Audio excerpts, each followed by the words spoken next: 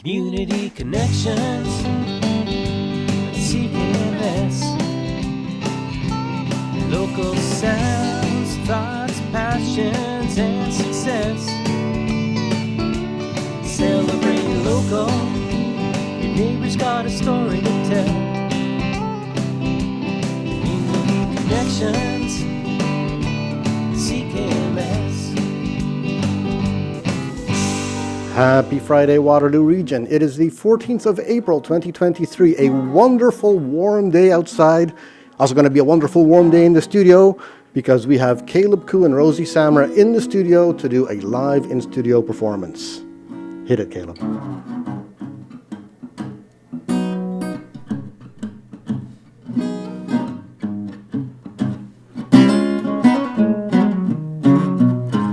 If you see me walking down the street and I start to cry each time we meet, walk on by, walk on by, make believe that you don't see the tears, just let me grieve in private, 'cause each time I see you, I break down and cry and walk on by, walk on by, walk on by.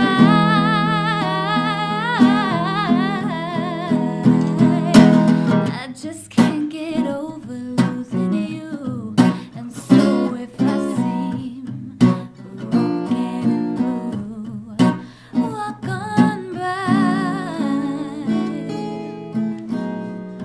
walk on by. Foolish pride, that's all that I have left, so let me hide the tears and the sadness you gave me when you said goodbye. Walk on by, walk on by, walk on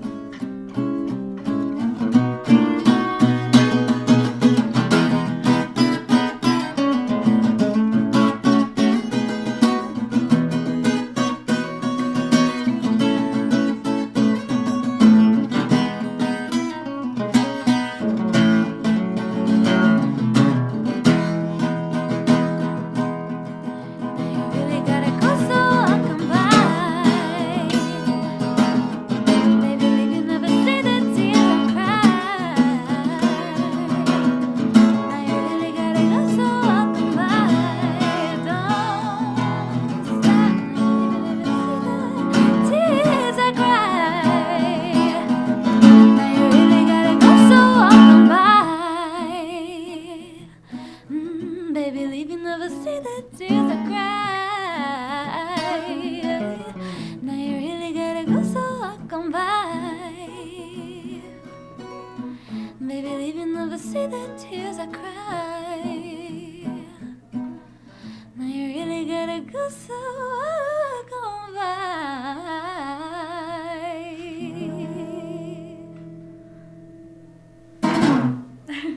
That is great. Caleb, Khuu and Rosie Samra, welcome to CKMS Community Connections. And in your case, Rosie, welcome back to CKMS Community Connections. Thank you again for having me again. Good to have you. And Caleb, that was wonderful. Thank you. That's wonderful. Thank you so much for having me, man. Yeah, very welcome. Sorry.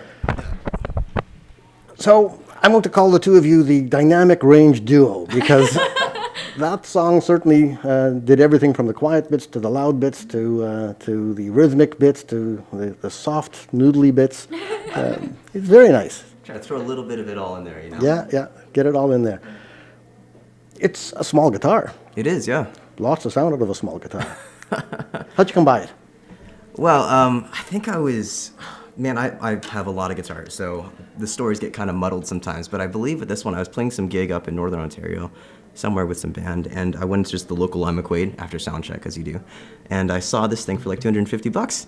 And I've tried a couple of these kind of smaller parlor-sized guitars, but this one in particular just had this extra resonance that spoke to me a little bit more than some of the other cheaper ones maybe I've played. And for $250, you can't go wrong, man. Yeah. I mean, for a small guitar, that seems expensive to me. Oh, well, in terms of how guitar prices are going these days, I don't mind $250 for a guitar. I've heard people paying $4,000 for a guitar, 5 digits even. Well, I've definitely done my share of spending a lot of money on guitar. Yeah. Okay, so Rosie asked me not to ask you this, but how many guitars do you have? I said you should ask him that. For security purposes, we'll keep it roundabouts, but we'll say 20 plus ish in that Holy range. moly! More than any one person needs is what I would say. I'm sure they all But have less than any one person wants. I'm sure they all have their own characteristics. They do, absolutely. And a lot of them, oftentimes, I don't search out guitars. They kind of find me. So Yeah. I stumble upon deals and such. When you hang out with a lot of musicians, you end up stumbling into a lot of different worlds of gear. Yeah. So I just end up having a lot of guitars come to me. Some are gifts from students. I have some amazing students who've given me guitars over the Really? years. Some, from friends, and some are just really great deals I can't pass up on. Yeah. You said your other guitar is broken. Oh, yeah, so I've got a proper Martin. It just over the winter I didn't take care of it like I should, so the actions, the height of the strings off the fretboard are kind of up there, so it's a little tougher to play. So I picked up this one. You just have to press down further, and I'll bet it does damage to the intonation too. Yes, yeah, it's not as great. I'll take care of it. I just didn't have the time And you today. can do that yourself. You can do that yourself. Generally, acoustics are a little tougher because there's a little bit more kind of science going on with the wood and the way it's braced and everything. I'm much more adept at working on electrics because there's a lot more stuff you can kind of tweak yourself. Acoustics, sometimes you got to take it to a specialist to take care of. Right. But oftentimes I can get it pretty close. Yeah, I get the idea that on electric, the size and shape and material of the body doesn't make a great deal of difference to the sound, whereas on an acoustic, it's the all-important thing. That is the ever long debate among guitar players of how much actually goes into the tone of an electric guitar, right? The wood used on the neck, on the fretboard, on the body, all the different elements, the shape, like you said, the massed wood, the pickups. And at least the conclusion that I've come to is generally it does make some difference. It does make an audible difference if you're really listening for it, but it's only if you're really listening for it. Okay. If you're really not paying attention and you can't A-B them, it doesn't. And you've got to have an ear for it too, I guess. Absolutely. It's one of those things that when I first started doing a lot of the session work and sideband work that I do currently, I just totally didn't have an ear for it. I was a terrible tone guy. Yeah. And there's a lot of those people. They're tone guys. They're people who can sit down and they make an amp just sound amazing, or they make a guitar just sound incredible. And I was not one of those people. I picked up my favorite guitar, plugged it in, and said, let's play some music, man. And I suppose that's how it starts off for a lot of people, right? But over the years, I've developed a little bit more finesse and a little bit more of an ear for that kind of stuff. Yeah. Oh, it sounds good. I saw you playing at Waterloo Square back last summer sometime. You had an electric there. Yes, yeah, I'm primarily an electric player. Like I generally don't pick up the acoustic unless it's too late, or the client requests it, right? Yeah. You've got a client coming up. You've got a gig. I do. Yeah. It's actually my first ever solo gig, I'd say, under my own name. Primarily, I work as a sideman, which is accompanying other artists. So generally, I just get my phone rings, someone will call me up, and I'll show up and I'll play the gig, and that's kind of the extent of the job. Yeah. So it's really amazing and really incredible, and I'm incredibly thankful to the Jazz Society for booking me under my own name as the Caleb Khuu Quartet. Caleb Khuu Quartet. So who's in the quartet? Tell me your lineup there. So currently the instrumentation is guitar, bass, vocals, and drums. So I'm on guitar, obviously. We've got Rosie on vocals. And then we have Matt Braziz on drums, and we have Mitch Camacho on electric and upright bass. Yeah. Have you played before? Together as a group, as a quartet? We've done rehearsals for this band, but I kind of put together this band especially for this gig because I really didn't expect to get booked. The Jazz Society is interesting in that way, and they kind of cold call you. Okay. It's kind of, they pick who they like and they ask them to play. So I got kind of cold called, and I totally didn't expect it. So Okay. This is happening when? this is happening next Friday and I would love to give you all tickets, but they unfortunately they sold out Oh, well, that's good to know. rather rapidly. It's funny, they sold out at such a pace that a lot of people I knew who wanted to get in couldn't get in actually. Which was extremely surprising because generally, shows at the Jazz Room don't sell out that fast. So I was a little blindsided by that, but I'm of course thankful. Yeah, that's always nice to know. And probably leads to future bookings if they can sell That's out the- a room that's with the the Caleb hope. Khuu Quartet. Yeah. Yeah. So I knew this place as the Jazz Room, but you were talking about the Jazz Society. Yes, so the Jazz Room itself is the room, right? The room is contained within the Khuu Hotel, but the Jazz Society books all the shows on the Friday and Saturday and some special Sundays and such. And the Jazz Society is basically a board of nonprofit volunteers that come together and they book in all these local and international jazz acts to come play and fill these rooms. So most shows on a Friday or Saturday in the normal season, anything outside of summer, is booked by the Jazz Society. So it's a special event kind of run by them in the Jazz Room. And only for the Jazz Room. So if I go out to Waterloo Square again and there's a jazz quartet playing, Caleb Khuu Quartet possibly, that's not done by the Jazz Society. I believe they do some other stuff like the Uptown Waterloo Jazz Festival. I believe Okay. they contribute to that, but generally I think their main focus is the Jazz Room. Okay. I have to put some links into the show notes for that. There you so go. that anybody who's interested in booking some jazz music for their venue can contact the Jazz Society and get that Absolutely. happening. Yeah. And maybe specifically ask for the Caleb Khuu Quartet. Wouldn't hurt. Yeah, wouldn't hurt. So when you got the cold call, Yes. How did they know your name in the first place? So, If you've been a sideman, you're not primarily known as a jazz performer. my kind of whole history is a little interesting. I've kind of floated between a lot of different genres and a lot of different worlds. So I spent most of my early years playing jazz, playing big band music especially Yeah. in Toronto. Started off in high school, but then I kind of reached the highest point I could in the high school, and I was looking for other opportunities outside of that. So there was this radio station in Toronto called Jazz FM, Oh, yeah. and they have a house band of young musicians I called the didn't know Jazz that. FM Youth Big Band. So basically, you go there, you audition. It's all these super crazy Toronto kids. Like they're all the kids of the professors at Humber and University of Toronto. So they've got jazz flowing through their blood, man. And so I remember being in grade 10 and showing up to this audition, thinking I was good from high school. I was, Yeah. great in high school, big Yeah. ego. And then I show up and some guy, yeah,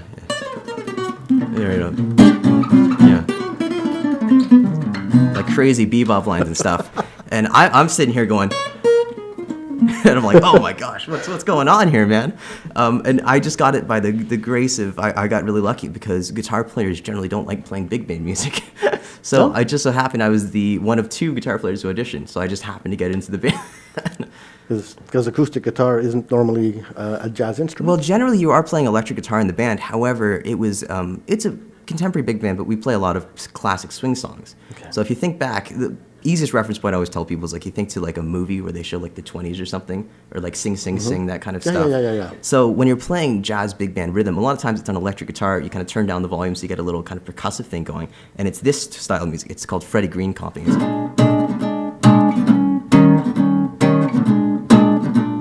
So you're doing this, and you got big horns playing, ba ba ba ba ba da ba ba da ba ba ba.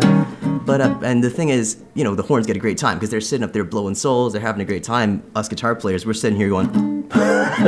So I'd play 3-hour gigs, and I'd play maybe like the 10 chords at most, and I'm just chunking away. But the thing is, I loved it. I genuinely did love it because it combines so many elements that I love about guitar. It combines the harmonic thing. And the beauty is, instead of playing full jazz voicings, which we're getting really kind of heavy-duty technical stuff here.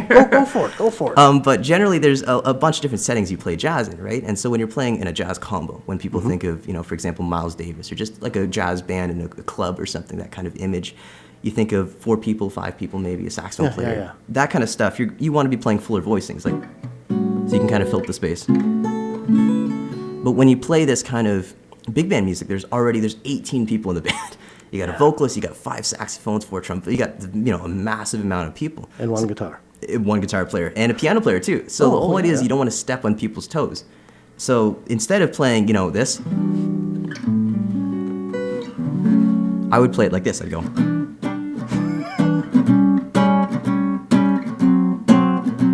Right, that kind of stuff. So you really, it is kind of a science in reducing because you have to take out all the extra frills because everyone else is already playing the frills. Your job is to kind of just thump away. Yeah. It's more like percussion than it is. It is an instrument. and of- I really enjoyed it because yeah. I didn't have the chops back then. I didn't have the chops to do all the soloing stuff, so I could kind of be good in my own little lane. Right. Yeah. Was there ever an opportunity for a solo? For Oh, guitar? absolutely. As a guitar player, everyone wants to hear a guitar solo. Yeah. That's the thing. Like people will, I'll be playing in bands and sessions and stuff, and I don't want to play a solo and be like, hey, guitar man, play a solo. And I'm like, dude, I played a solo in the last song. It's like, Yeah. It's just people just love hearing a guitar solo. Yeah. Yeah, you can't escape it. And that's true for all genres of music, not just Every in the genre jazz of field. music. You know, they I have found- big hair bands have their guitar solos. Yeah, you do the big hair stuff? I don't. That's the one thing. I was never like a big heavy metal or kind of shredder guy. No. No, it just never appealed to me. I'd love to one day. I'd love to be able to do all that crazy shredding stuff, but it just, for me, music has always been, it's as bad as it may sound, but music has always been kind of a living for me. I got lucky that as soon as I started playing, I started making money from gigs and such. And then I started teaching, so music has been kind of the main job that the only job that I've really had. Teaching only guitar or teaching other instruments as well? I teach primarily guitar and jazz theory, so kind of improvisational theory. Okay. So somebody coming to you needs to have some musical background already. Oh, not necessarily. I've taught kids as young as 4 years old and to like I think 75 plus. Wow. Yeah. Okay. I inherited an upright bass from my father-in-law. I played those for a time too. Yeah, yeah, and I know how to hold it, and that's the extent of my knowledge.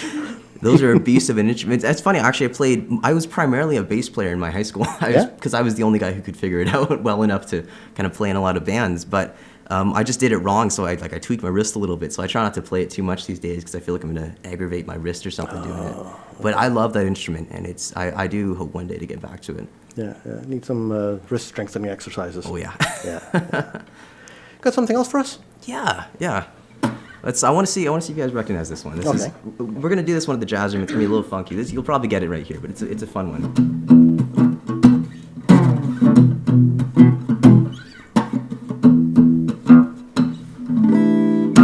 I've never seen a diamond in the flesh. I cut my teeth on wedding rings in the movies, and I'm not proud of my dress. In the torn up town, no postcode heavy, but every song is like gold teeth, gray goose dripping in the bathroom, bloodstains, ball gowns, trash in a hotel room. We don't care, we're driving Cadillacs in our dreams, but every song is like crystal, Maybach, diamonds on your tongue, babes, jet planes, islands on a gold leash. We don't care, we are caught up in your love affair, and we'll never be royals. It's running out of blood, that kind of luck's just ain't for us. We crave a different kind of buzz. Let me be your ruler.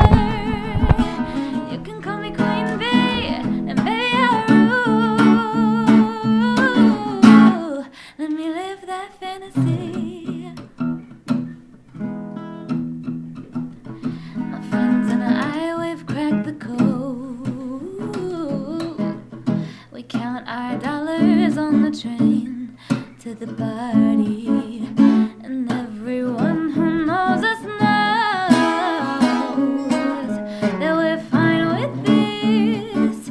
We didn't come from money, but every song is like gold teeth, gray goose dripping in a bathroom, bloodstains, ball gowns, trash in a hotel room. We don't care, we're driving Cadillacs in our dreams. Every song is like crystal, Maybach, diamonds on your tongue, piece, jet planes, islands, tigers on a gold leash. We don't care, we are caught up in your love affair, and we'll never be royals. 'Cause it's running our blood, the kind of luck's just ain't for us. We crave a different kind of buzz. Let me be your ruler, and you can call me Queen Bee, and baby I'll rule. Let me live that fantasy.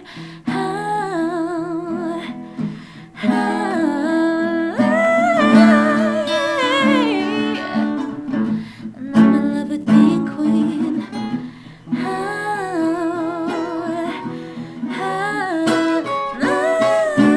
Life is great without a care. We are caught up in your love affair.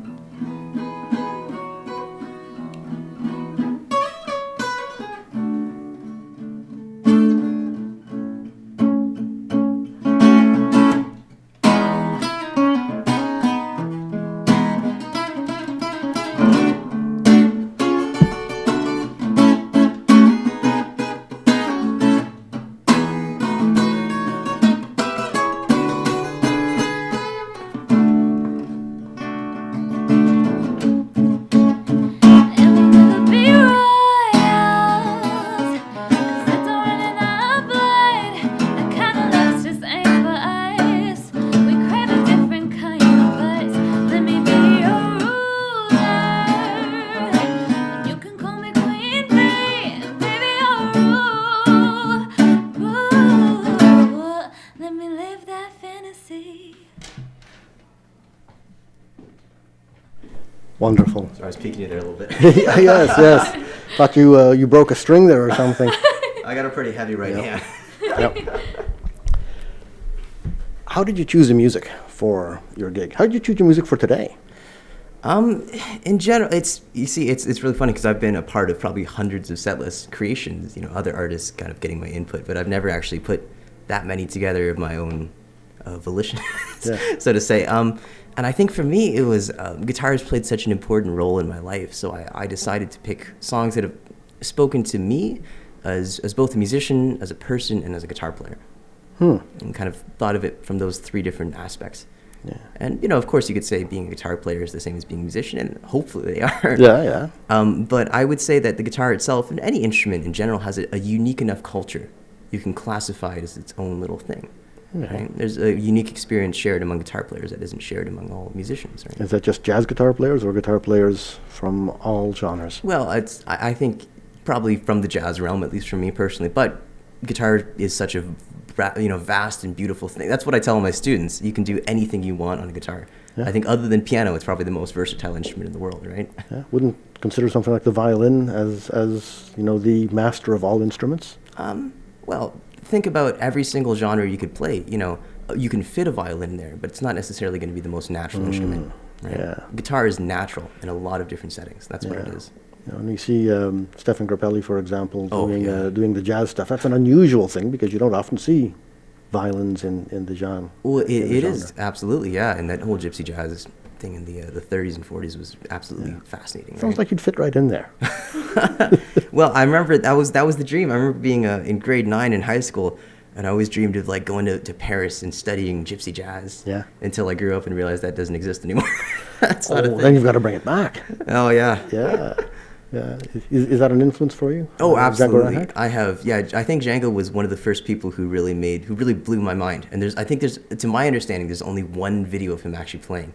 And I remember seeing it, looking it up on YouTube, and different people had posted different sections of the video. So it's like a 5-minute long video, but someone had posted a minute here and 2 minutes there. So I remember searching through every single YouTube thing to try and piece it together and find the whole thing. And it blew my mind to see someone play guitar like that. Yeah. Especially with he'd injured his fingers, so these two fingers were actually stuck together. So these two fingers were stuck together. So he only played with his first and second finger. Right. So he's doing all these insane jazz lines with just two fingers. It blew my mind. Yeah. Saw video of Vangelis the other day doing some improvisational work, and he was just tiddling on the keyboard, holding a pen between his fingers. It's just amazing how he managed to do it. But I guess once you've really got to know the instrument, you just become one with the instrument. Absolutely. It doesn't matter how you're slightly encumbered because it's part of you. Yeah. Well, I spent years, chasing, the thing, as many musicians do, right? Mm-hmm. Chasing the ability, the technical ability in the instrument. And it's funny because people used to say, "Oh man, that was a sick lick, sick riff, whatever, or sick line." And I think that the compliment that I like the most, or the compliment that really hits me the hardest now, is that you just look like you were playing music up there. Yeah. Or that there was a seamless connection between your brain and your mind, which is the thing that I think all musicians inherently, of whether they know it or not, is what we're chasing. So regardless of what you think, I'm just trying to get this, one really cool solo down. I think what you're trying to do is you hear that solo in your head, and you're trying to seamlessly make the transition between what you can hear and what you can play. And that really is the end goal, at least for me, in terms of all music, is I want to be able to hear something complex, which means training my ear, exposing myself to many types of music, many different styles and stuff like that, so I can hear it. And then once I can hear that, I want to be able to seamlessly transition that harmonically to my instrument, right? So in order to learn something like that, and you've heard it, do you need to see it written out? Do you need to have some kind of aid memoir to get it to come out of the guitar the way you want? Generally not. Sometimes it helps. So I play a lot of gigs with a lot of different artists. Right? Mm-hmm. Primarily, as I said before, I'm a sideman. So it basically entails just driving around everywhere, playing with everyone in every. Yeah, I play in country, alt rock, folk, jazz, funk, country. Like it just everything. It keeps going, right? So sometimes I do have to use charts for a lot of that stuff because I've got 3-4 gigs in a week. Right, it's all different types of music, all different songs. All different types of music. This one's 3 hours. This one's an hour and a half. So it's a lot of music I have to learn. So I do end up using charts for a lot of stuff. Okay. But generally, when I'm improvising, I like to not write it down because that, encumbers the Right. process unless I'm trying to transcribe something that I did already. Is it still work for you? Do you still have to, pick up the guitar and say, "Oh man, got to play guitar again"? Sometimes it is, sometimes it isn't. Yeah. Depends on what I'm doing, right? Like anything in life. Oftentimes, the playing itself is not really a chore anymore. I love just picking up the guitar and just playing anything, literally anything. But when I have to sit down and maybe make a worksheet for my students, it's a little more boring to sit at a computer and type in the dot for the fret, and then I have to sit here and just make sure it's all right, and then do that, and export the file, and then it's corrupted, and I have to do it all over again, right? So that's not the music making part. That's the music theory. Exactly. It's kind of the stuff surrounding the instrument. It's like Right. sending invoices and replying to emails now more so that bug me than the business of doing business rather than the business of making music. Exactly. Yeah. Yeah. So, did it click for you at one point when you were playing guitar and it stopped being work, but it became part of you? Was that an instantaneous thing, or did it just slowly sneak up on you? Yeah, it's a hard question to kind of answer. I think for me, it did slowly sneak up because there isn't a single moment that I can pinpoint as being my aha kind of, that was when the switch flipped. I think I can name a few kind of key moments, as in gigs that I played that I felt I kind of reached a higher level in that gig. Mm-hmm. I remember going into the gig or something. I was playing, I think a big one for me was when I was playing with the big band in Toronto, the Jazz FM band. And we were playing at a restaurant called The Pilot, which is kind of this a venue with jazz bands and stuff. And I had a big solo and a tune, and I remember every time in rehearsal I'd done okay. It wasn't amazing, wasn't terrible, right? But I remember I got up in that bandstand that night and just something happened, and I just did really good on that solo. And I remember all the people around me who I'd respect were like, "Yeah, that was sick, man," and the audience was going crazy. And then I got a video of it too. That's the thing. I remember a lot of these moments aren't captured on video, Right. And then I'll be like, "Oh, it was amazing. Did anyone capture it?" Like, nah, I'll never know what I actually played, right? Yeah.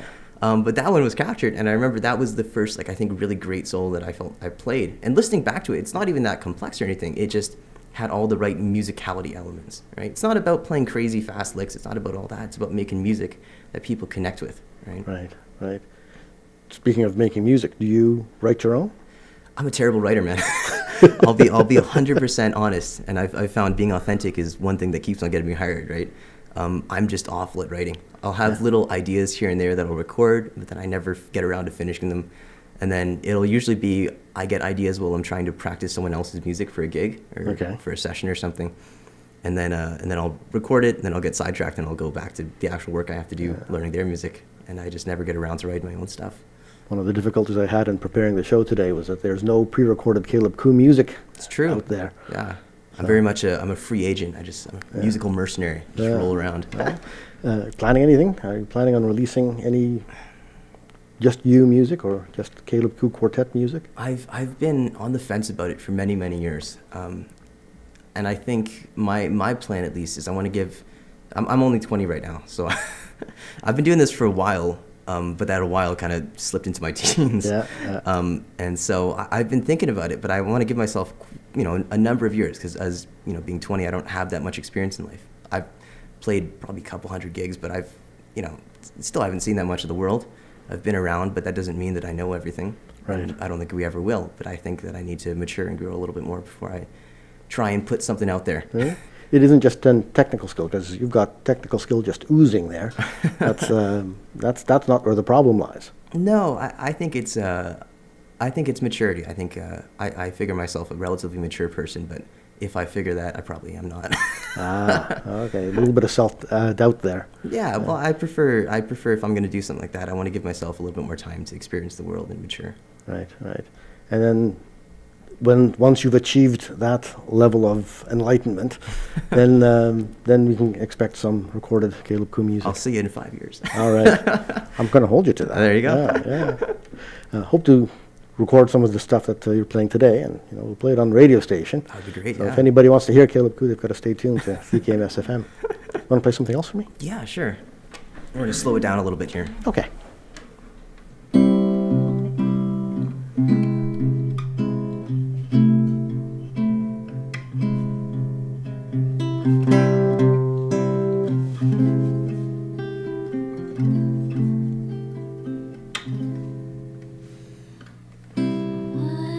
Once I left when to say that I'd be playing solitaire,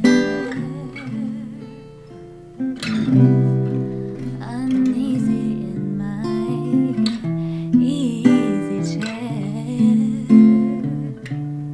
It never entered my mind. Once you warned me, I was mistaken,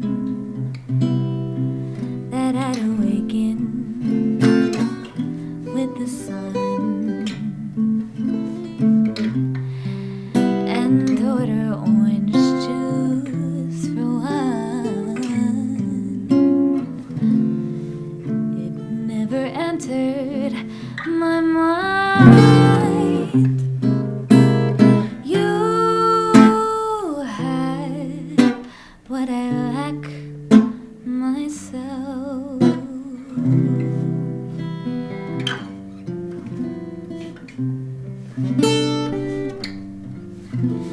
And now I even have to scratch my back myself.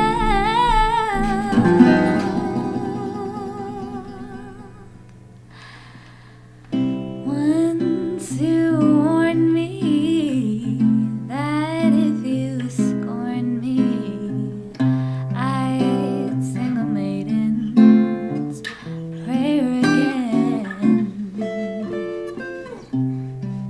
and wish that you were there again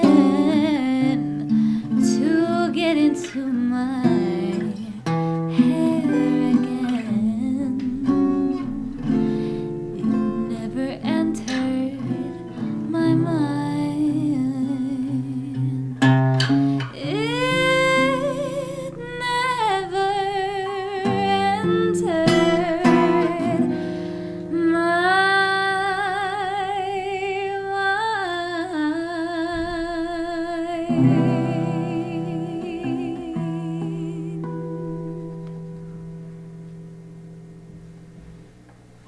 Lovely fade out there. That's nice. A little bit of harmonics on the strings. Oh yeah. Yeah. So I notice you haven't sung yet. Do you sing? It's a work in progress. Oh. I've been known to sing background vocals or two when you pay me a union double rate. Oh, okay. I'm joking, but it's a goal for me. I'm just not an amazing singer. I spent most of my years playing guitar, and I kind of forgot about that. And then now it's catching up to me. This is why you've got Rosie in the studio today. I tend to, it's my whole living is getting hired for stuff, so I'd like to hire other people. Yeah. How do you pick your musicians? How did Rosie get to be part of the Caleb Khuu Quartet? Well, I've got a pretty wide network just from being around town. You meet a lot of people in the scene. You know, connections, kind of everything. Like any other industry, the music kind of stuff is just all networking. So it all kind of blossoms together. No, same way you get the gigs is the same way you get the musicians. Exactly. Like I've auditioned for very few things. I always just get called for stuff. Yeah. And I think talking to a lot of professional musicians who've toured all over, that's generally the way. Some gigs you have to audition for, but generally, if you're the guy, they'll call you. Yeah. And so when I look for people, I kind of have a vision of the music in my head. And this will happen sometimes because I'm a musical director for a lot of artists. I serve that role sometimes, which is basically the artist has their music, and then I come in and I help them get their live band together, and I try and connect them to the right people for other musicians, right? So I play guitar, I try and connect them to the right drummer, the right bass player, stuff like that. So for my own band, I was lucky that I had this vision already. So I kind of was trying to find artists and other musicians who would fit within that vision.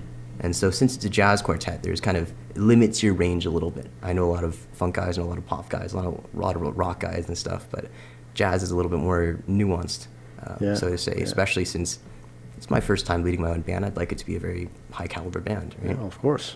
So kind of just combed my mind. I found all the top jazz guys I knew who were local and would be down for the project. And I didn't think that would be a job, really, finding bands and instrumentation for other performers.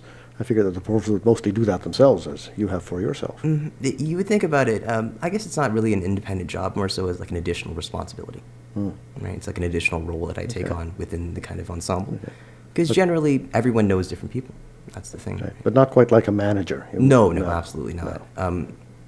Generally, most artists manage themselves unless they're part of a big label or something. Right, right. And there's a publicity that needs to be done. Absolutely. Yeah. Yeah. You, I see you're scarce on social media. There's Caleb Khuu on Instagram, and that's about it, I think. Yeah, I've just, I think a lot of that social media was kind of before me, and I was never a big tech guy. Remember when I was a kid, I tried to get into the whole programming and video games and stuff like that, and it never stuck. I never had a passion for it. I always just kind of picked up the old six string again. And you haven't found any lack, fear of missing out that hasn't happened to you, because obviously you're picking up the good gigs without it. Yeah, I've been able to make a relatively solid living just getting called for stuff. And, my philosophy is you're a good person, you do good work, good things will come to you. Yeah. That's kind of what I stick by. So, good for you, and hope it carries on for you. Absolutely. So in the future then, when you do end up producing a record, when that muse has struck, will you be hiring out for people like producers and managers and, absolutely. And publicists and distributors and all the rest of that? Yeah, there's especially nowadays, I see the trend is a lot of people produce everything themselves. Right? Yeah. They'll write all the songs, they'll produce it all, they'll mix it, they'll master it themselves, and they'll promote it all themselves. And well, I believe that's incredible and that's great, and that shows the beauty of this modern age of the internet and everything. I personally believe that I know I'm a moderately decent guitar player. I know I'm good enough to get by doing this, but I know that I'm not an amazing mixer. I know that I will never be as good of a mixer as someone who's doing what I'm doing on guitar full time, right? So I always believe in hiring out. I always believe in when I'm going to do something, I try and do it to the best of my ability. So if I'm going to make a record and I have the budget, I want to hire the best people that I can to help me with their expertise. And I believe music is such a collaborative thing. Music is so immensely collaborative, even if you're playing something solo, which sounds kind of silly. But when you're playing something solo, you're collaborating with not only yourself, but with all the other influences and the things that have come to you. Right? When you're playing any note, any single note that you play, there's hundreds, thousands of different influences and years of music and genres and songs and albums and everything that goes into every single note that you play on an instrument. Every single rest that you take on an instrument. And we may, is breaking stuff down to a really finite level here, but it's true. Every single little thing that you do on an instrument was influenced by something else, which is a great thing, right? It shows the collaborative, constructive, generative beauty of music, right? Right. So there's a lot of history there. There's a lot of influences. Every single rest. Isn't that overwhelming? Don't you find being so overwhelmed by all this, meta music that surrounds the notes that it stops you from actually being able to play any of them? You see, the beauty is it's only overwhelming when you sit down and you break it down. The beauty is, as much as we can sit down and theorize about all this stuff, when you actually get in the moment, that's innate. You don't have to think about it. That's the beauty. It's there, but it's a very implicit process, right? Instead of having to explicitly sit there and think about all, James Brown would articulate something like this. His guitar player, wouldn't articulate it like that. It's just an innate process that happens. So that's the beauty. I can sit down and break it down to a deeper level, but then you get in the moment and it's like, it really doesn't matter. It's just there. It's just there. It's there whether you want to take advantage of it or not. For better or worse. Yeah. That's very deep. I imagine a lot of musicians must have this, surrounding them, but I've never heard anybody articulate it quite like that. Well, it's interesting because I come from, I think, from my experience at least, talking to a lot of people, I was never really hanging out with people my own age. Like I said, I started playing in big bands. Right. So I remember starting from the ages of probably, 13, 14, my friends were all 65 plus. They were either my friends from jazz, Jazz FM, who were like super ridiculous level, super focused on jazz, right? And so they didn't fall into the normal high school teenage stereotypes. Or I played in a lot of big bands around Waterloo, in like the KW Big Band Theory and the Royal City Big Band, playing dances at the Legion, and different balls and proms and events like that. So a lot of my friends were either intensely focused at the highest level on this one thing, or they were 65 plus with incredible life wisdom just oozing from them, right? Right. Excuse me. Yeah, so I found that I come from a very old school tradition of guitar playing, of music making in general.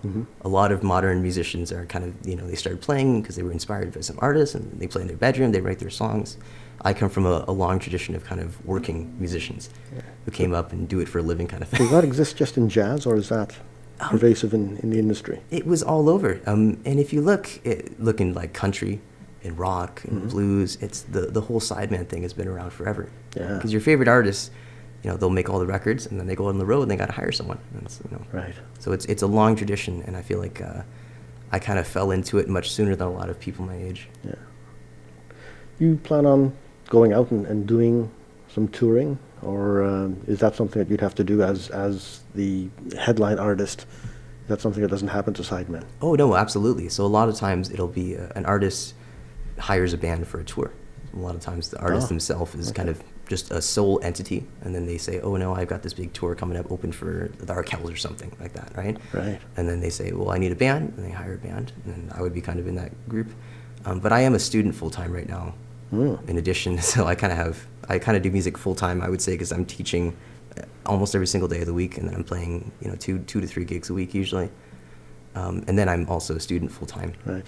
Close to graduation? I'm second year. Second year. Okay. So I still got a little, and then the plan is after that medical school or grad school. Ooh. So That's going to interfere with your music playing.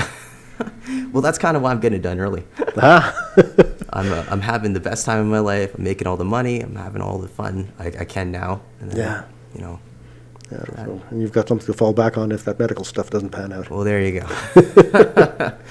When you're playing in the Hooter next Friday, April 21st, 2023, starting at what, 7 o'clock, 8 o'clock? Doors are at 6:30. I believe our first set's around 8.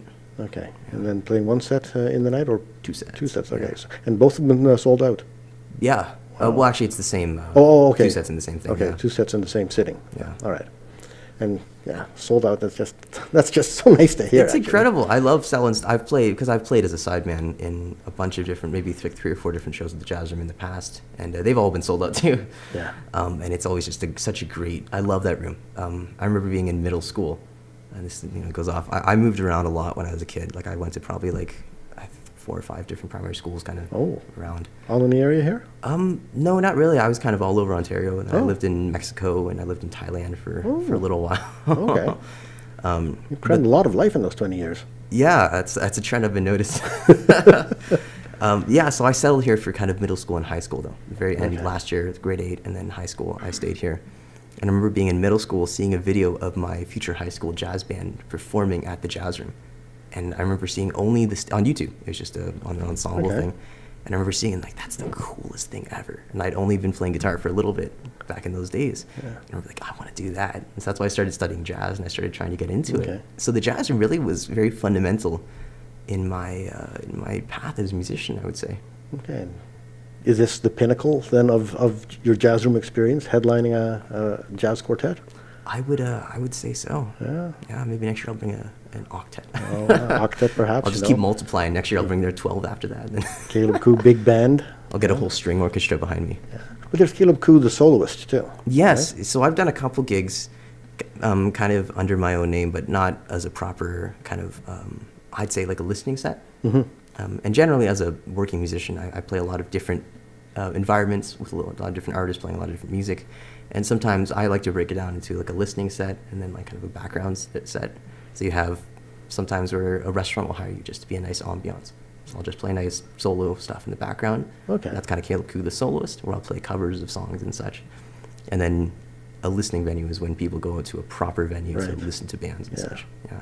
So when you're in one of the restaurant venues there, do you get the listeners showing up every once in a while too?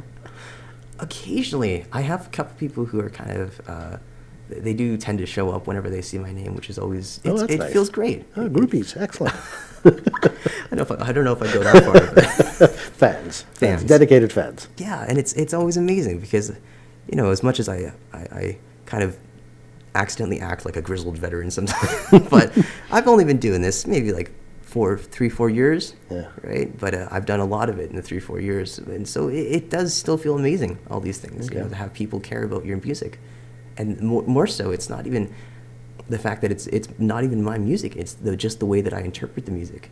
So Yeah. people care about the songs, which also means something to me, and they care about my playing and the way I interpret them. That's a big part of jazz. When Rosie was in a couple of weeks back, she said that you can't just go out and play anything at these jazz concerts.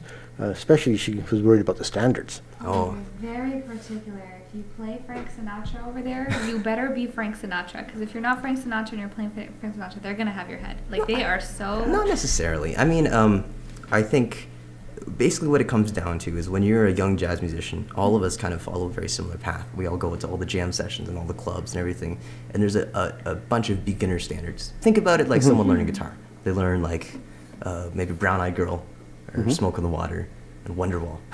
Yeah, That kind of stuff, right? So effectively what playing like Fly Me to the Moon or like All of Me or a really basic standard without a twist, without some kind of like, you know, extra complexity there, it's effectively like walking into Massey Hall and being like, here's Wonderwall.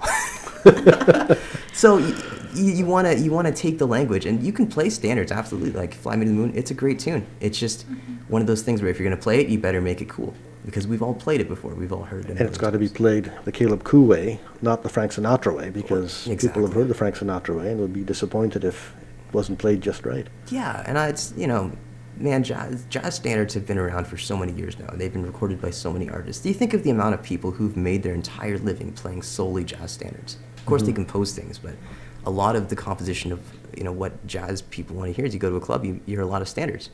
Yeah. Right? So they've been done to death. So if you're going to do them, you know, at least my opinion is you should try and put something new on them, right? Right. And do you have your set list? Are you willing to divulge your set list for next Friday, or? Well, we've got 18 songs. Ooh, okay. Quite a few. Okay, won't have you run them all down then. Yeah. But a lot of them are not standards. They'll be a little bit more obscure. Well, my kind of philosophy for it was to put in a few jazz standards. So there's a couple kind of old jazz tunes that I really loved, you know, back from when I was a teenager. And then I've got a lot of kind of more modern funk and soul, kind of 60s, kind of hip, cool music, and we've kind of jazzified it a little bit. Okay. And like you heard, we're going to do a cover of Royals Yeah. and stuff like that. So I think the whole idea is to take the language of jazz and the harmonic complexity and the ideas of jazz and apply them to other, you know, more contemporary style music that I enjoy and that I think other people would know better. Because I love playing jazz, but if I'm going to be straight ahead honest, I'm not the greatest straight ahead bebop jazz player in the world. Right. Because that's not what I get paid to do. No one would ever, you know, you can't make that much of a living playing straight bebop jazz unless you're in the top percentile in the I world, suppose which you're right. I will never be, and I'd have no desire to. I want to play jazz, but, you know. Is there some danger of misjudging your audience and bringing forth a set that just doesn't gel? Yeah, I've seen that happen on quite a few gigs that I've been at and that I've also played on. Oh. It'll just be, I don't divulge any names, of course, for privacy's sakes, right? But certain gigs where you can tell the booker got the wrong impression of who the artist I was playing for was. So you show up to a gig in Toronto in a club with, you know, 3 or 4 different bands on the bill. Yeah. And then the first 2 bands match really well, and we're third up, and we're like, oh, we're nothing like any of these other people. Something And you're completely like, different. Maybe it'll be cool. And then it's like, oh, this is not cool. People are like, what is going on here? You just work your way through the music and... You just do your best to let your authentic, and like I said before, I think being authentic is the one message I've taken away from the many years of wisdom I've been instilled in by all the older people I've been around. Yeah. So you're in Toronto sometimes. What's your radius? How far will you travel for a gig? Oh, man. The farthest I've gone so far has been Montreal. Oh, We played that's it. more than an overnight thing. Oh, yeah. Montreal, it was pretty crazy. I played for this artist called Frankie Flowers, and it's funny, it was actually her second gig ever.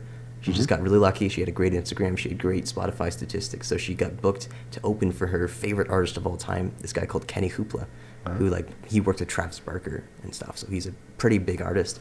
So we went to we went to Montreal at this place called Le Studio TD, and it was like a 700-person room or something. And I think they sold out, and it was like a punk rock show. So we were playing like lighter alt rockish stuff, but it was still pretty crazy. Wow. And I think there's a video of me out there playing there, and I felt like a proper rock star. I had the sunglasses on. I was doing the big guitar solo thing, right? Oh, cool, So cool. that was the farthest I've gone so far. But I've received, I've gotten offered to go on a little kind of small candid tours and stuff, but just because of school, I can't.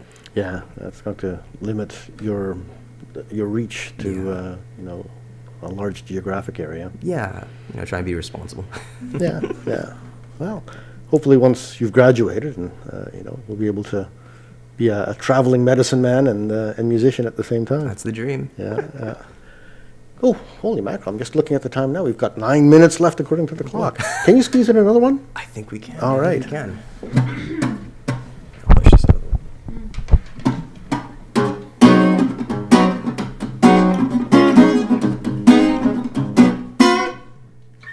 They tried to make me go to rehab. I said no, no, no. Yes, I've been black, but when I come back, you know, no, no. I ain't got the time, and if my daddy thinks I'm fine, they tried to make me go to rehab. I won't go, go, go. I'd rather be at home with Ray.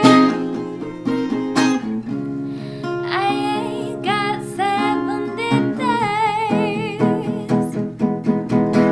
'Cause there's nothing you can teach me that I can learn from Mr. Hathaway. Didn't get a lot in case, but I know we don't go in a shot glass. They tried to make me go to rehab. I said no, no, no. Yes, I've been black, but when I come back, you know, no, no.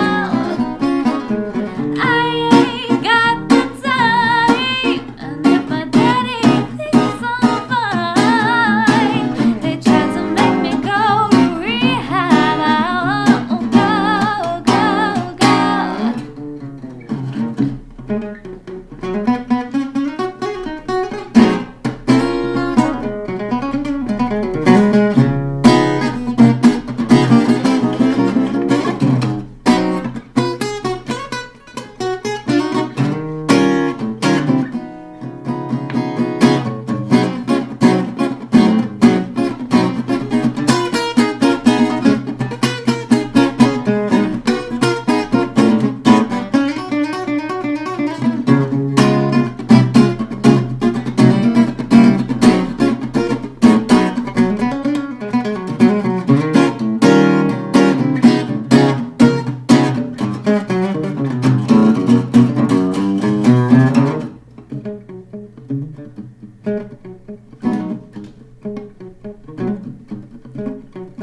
They tried to make me go to rehab. I said no, no, no.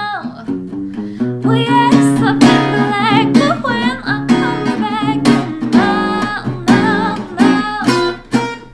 'Cause I ain't got the time, and if my daddy thinks I'm fine, tried to make me go to rehab. I won't go, go, go. Who'd have thought that guitar had so many notes in it? That's wonderful. That's on the bill for next Friday. It is, yeah. All 4 of the tunes that we played so far will, plus a couple surprises. Excellent, excellent. Tell me more about next Friday. It's the Caleb Khuu Quartet. Caleb Khuu Quartet at the Jazz Room. It's going to be a great show. And look forward, because I'm going to try and use this experience to book some more Caleb Khuu Quartet dates in the future. Right. And I also have Instagram at Caleb Khuu, and I have a website, www.calebkhuu.com. Oh, yes, yes. If you look up my name, you'll find some stuff. You'll find me playing some guitars. Yes. I also play with a number of different artists, which I will be adding to my website. I've been so busy with schoolwork and everything. Yeah. My website's been kind of dead for a little while, but I'm getting back on it. We're getting back on the grind. Also, if you'd like to learn guitar, Yes. information is there. I do teach a lot of guitar, and it's something I really, really am passionate about. I really do enjoy spreading the love of music and love of guitar in general, just to everybody. there. And then I also, I play for a bunch of different artists. So if you want to catch me, I'm playing almost every single week. Excellent. Just weekends or weekdays too? You'd be surprised how many weekday gigs there are. Got an event schedule. So there's the Hooter at, is that doors open at 6? Doors open at 6:30, yep. Yeah, 6:30 on April 21st. Yes. And then after that? So the night after, I'm actually playing at the Hub in downtown Kitchener with an artist called Christian Economides, and we're opening up for another band there. Okay. And then I believe the week after, I'm playing some gigs with Clarissa Diokno. Oh, Yeah, okay. I'm her accompanist, her guitarist. Oh, cool. Okay. And so I've got to have her in the studio at some point too. She is great. She's about to release an album, isn't she? She's gearing up for it. Yeah, She's got a couple singles out right now, and she's Okay. just the most fun person to be around. I love performing with her because she's just such a fun time. And we play quite a few city events, so kind of Yes. Yeah. campfire events and things for city. Okay. Stuff Got to like have her that. playing a radio station. Yeah. And then actually, I forgot. Tomorrow, I'm writing an exam in the morning. Oh. At 9 o'clock, which will not be fun. I love the 9 o'clock Saturday exams. But after that, I'm also playing at the Churchill Arms in Waterloo. Oh, okay. Yeah. With an artist called Nick Boardman, and I'll be playing some Okay. good old country tunes there. Country tunes. Yes, Okay. yeah, he's a country artist, so I'll be playing there. All right. I've gone there for blues. Yes, yeah, they do a lot of really great stuff there. But we're playing some good old kind of raunchy southern rock country music. How about you, Rosie? What have you got coming up? Oh, well, besides the jazz room on April 21st, I've got exams, which is going to be super fun to look forward to. I'm hoping to release some more new original music this summer. I don't have a set date, but I do have a new song that I'm really excited about, so that's in the works. I have to get back to the studio to finish up the final master for that one. And hopefully more gigs with Caleb in the summer. I mean, to be honest, Yeah. it's pretty loose structured. I'm really excited for this Yeah. summer and the upcoming year. But so far, like just short term, we've got again a gig on Friday and a new song coming out in the summer. Okay. Sure you send the song our way, because stick it on the radio. I'll send it to you guys before I send it to anyone else. Ooh, cool, cool. go. Exclusive here. I gotta sign a contract for that. It's wonderful. Well, that getting some radio exposure will help further your career as well. I mean, that's the point of community radio, after all. Absolutely. Appreciate it. Got a minute left. You want to play me something, and then I'll interrupt you halfway through. Actually, just keep on playing. Nice outro. Yes.